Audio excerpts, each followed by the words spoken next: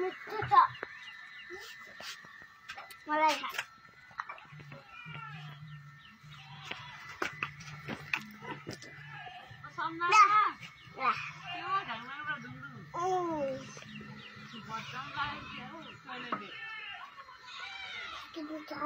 तेरो छोराले नि खा के सारमा रोटी खान्न घरमा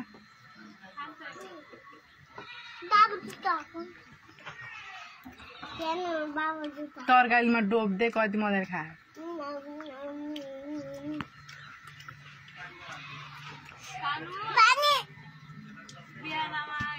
पिरो नि छैन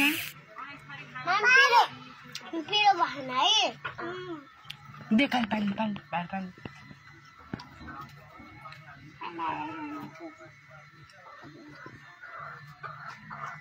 पानी हालेको किन पानी हालेको